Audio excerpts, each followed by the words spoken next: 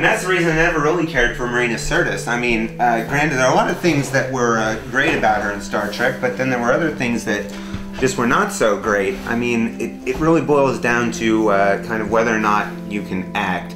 And I think that, well, I don't really know if she was actually acting in that role or if she was playing more of herself. I really can't tell. She seemed too reserved, and it might have been writing as well, and writing's a whole nother story, and I know you know a lot about writing, and you'd be able to answer some questions, any questions I have on writing, but I've never been really much of a writer. I've always kind of been one to kind of BS around the topic. I can use big words and use them in context, but they're all filler. And I've written probably a few too many papers that way, but it got me through what I needed to get through.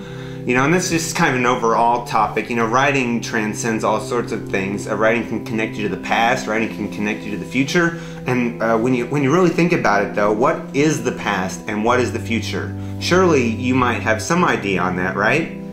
Well, just kind of hold that thought for a second. We'll get right back to it. And I've always thought of time, you know, time seems to be both linear and cyclical. It seems to come full circle in a way, you know. They say those who don't know history are doomed to repeat it. That's kind of like a time going back on itself. You know, a repeat of. I know I think Star Trek did plenty of that. You know, they redid an episode here or there, that type of thing, or took it to a new level, that type of thing.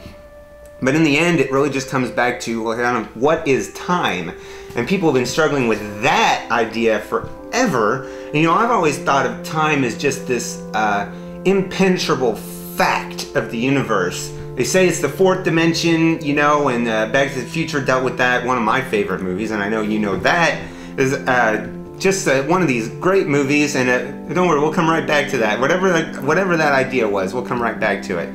But the time just kind of transcends in a way that, well, it's like the relationship between two objects, spatial relationship. If they're just there, they're there. But if you're moving one object away, that distance is changing, and therefore time must be kind of moving along as well.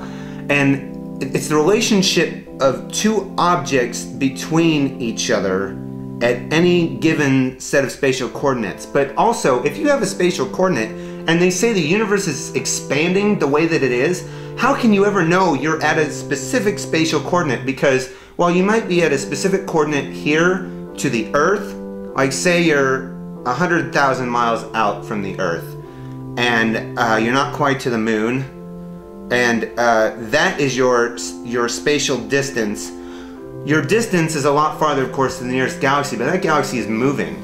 So you really have no idea, like you could be perfectly still, but you're actually still moving.